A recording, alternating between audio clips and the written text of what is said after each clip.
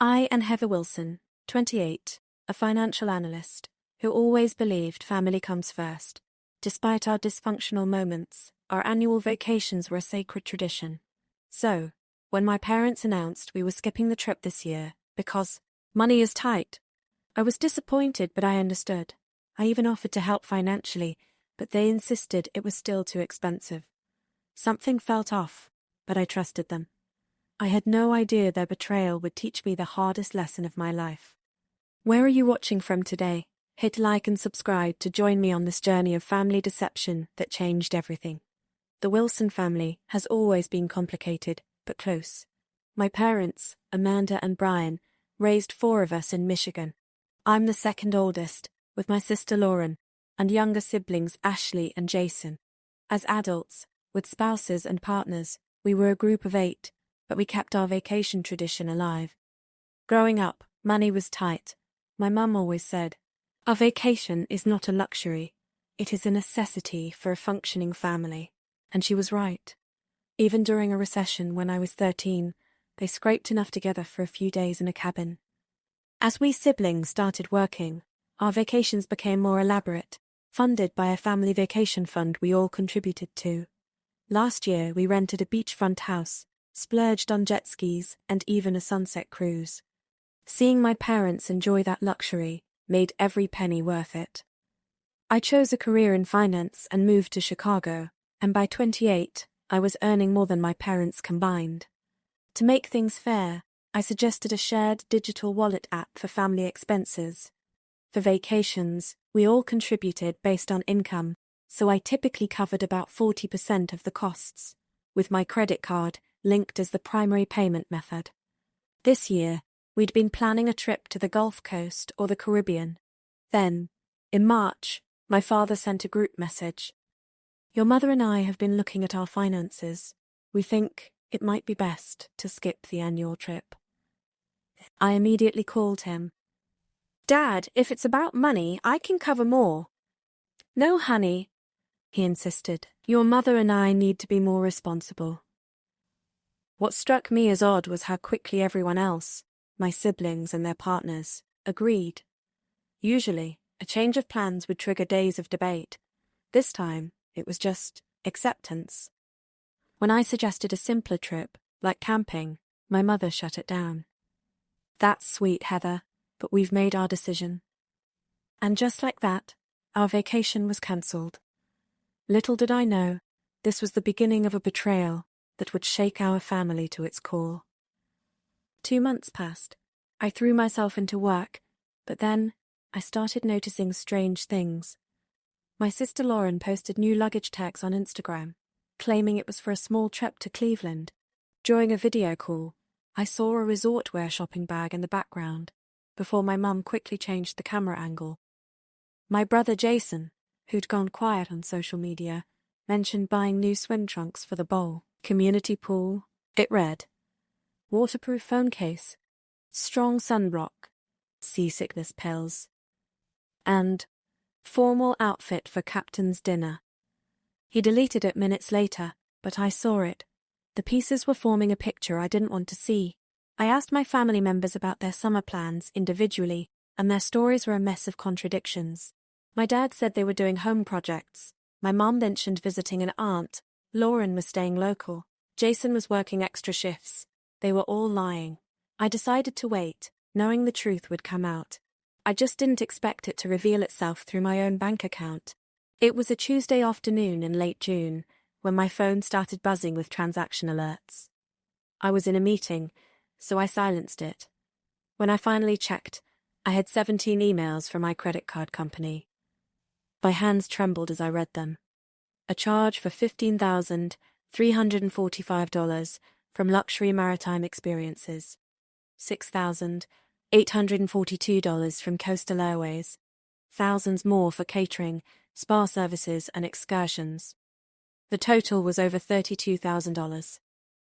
My first thought was identity theft. I immediately called the credit card company.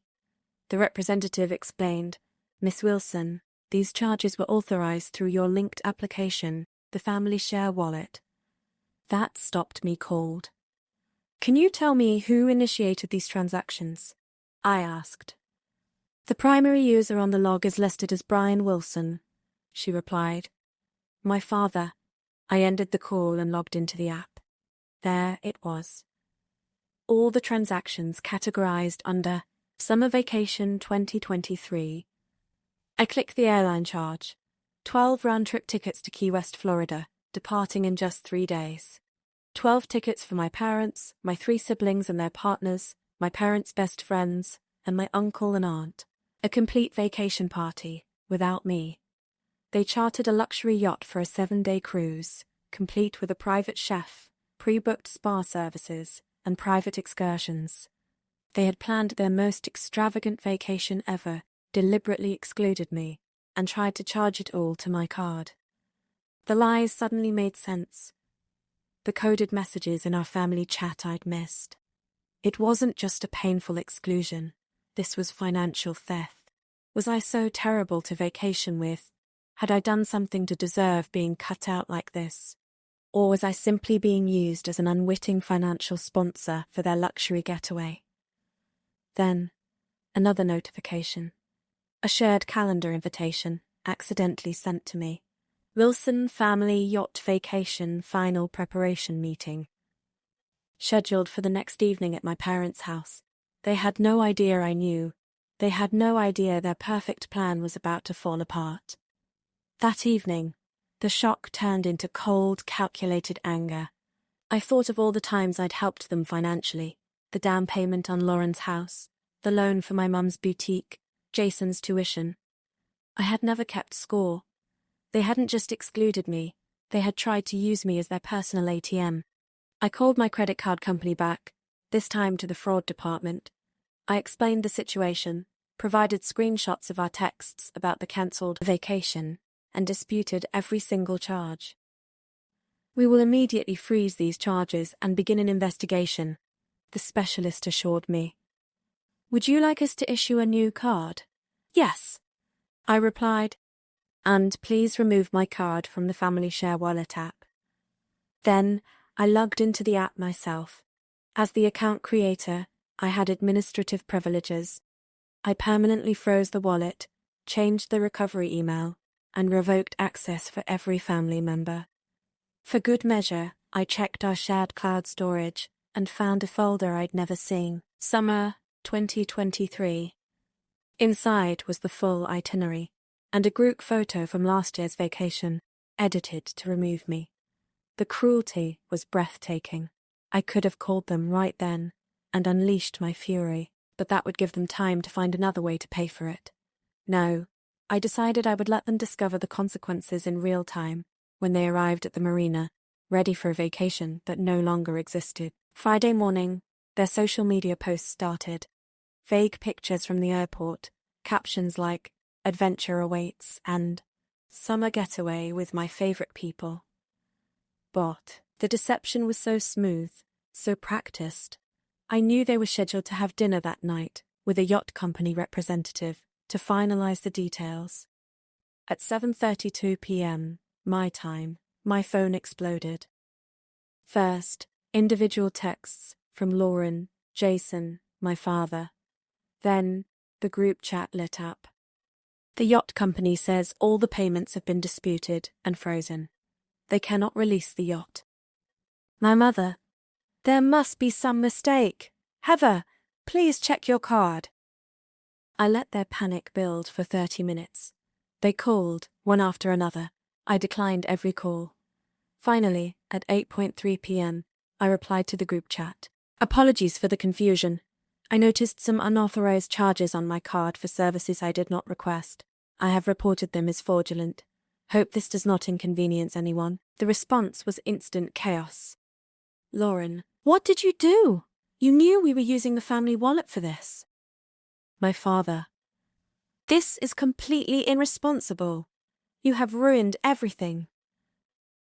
I waited another 10 minutes before replying. I'm confused. I thought we cancelled the family vacation this year because money was tight.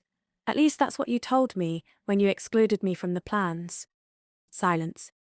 Then my phone rang with a video call from my father. His face was red with fury, the rest of the family looking panicked in the background. "What the hell do you think you're doing?" he demanded. "That's unfortunate," I replied calmly.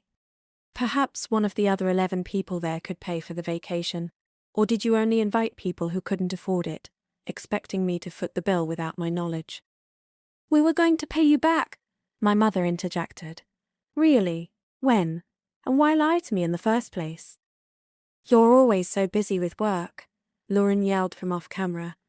"So you decided for me, lied to me, then tried to charge $32,000 to my card.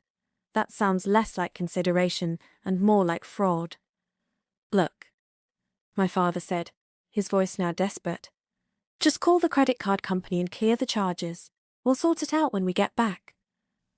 "No," I said simply. "I won't be doing that." "You can't just leave us stranded here."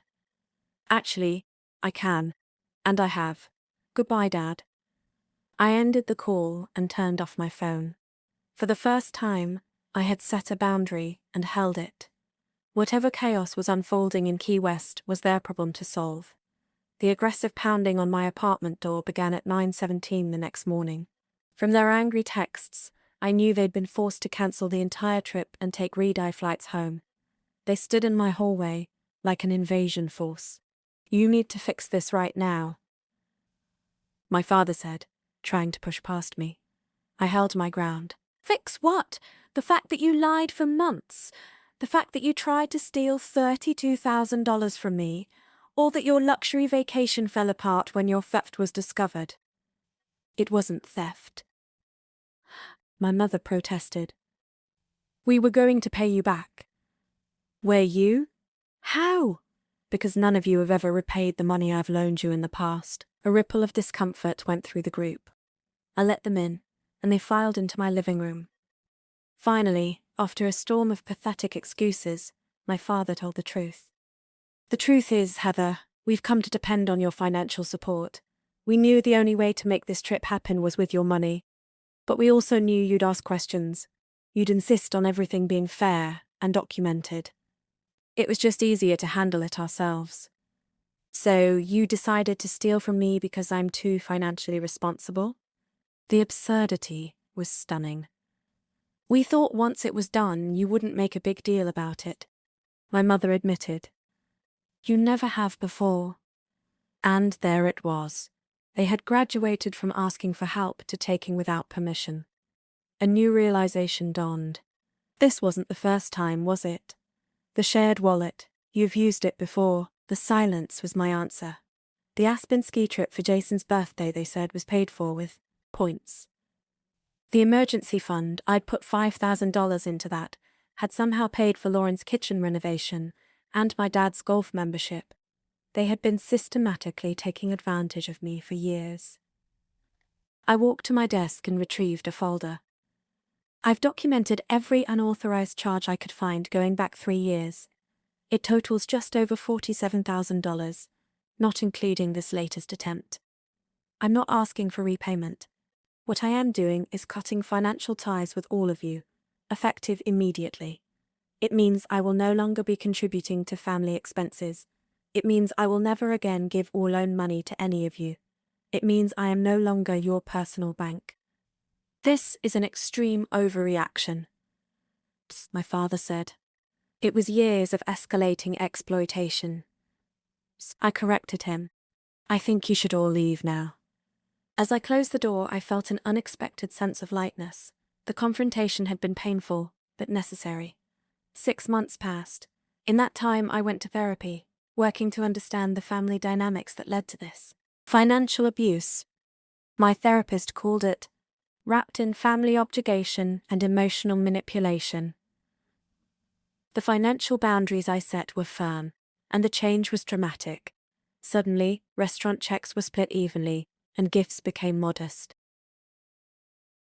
My family members responded differently. My dad was resistant. My mum leaned on guilt trips. Jason, surprisingly, adjusted quickly and apologized. But it was Lauren who made the most genuine effort. A month after the confrontation, she showed up at my door, alone. I'm ashamed of what we did to you, she said, handing me a check for $7,500. This is the first payment. I'll send more each month until my part is repaid. That gesture opened the door to hailing between us. As Thanksgiving approached, I accepted Lauren's invitation to dinner. It was awkward at first, but without the undercurrent of financial expectation, real conversations emerged. Later, on the porch, my father joined me. I never properly apologized, he said quietly. What we did was wrong. If I'm being honest, it was jealousy. It's hard to be the father of a daughter who has surpassed him in every measurable way.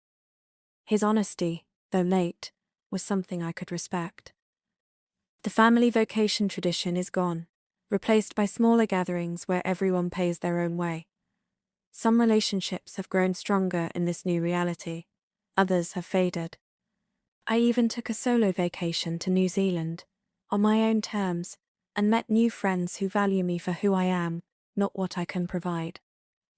The betrayal was painful, but the clarity it brought was invaluable.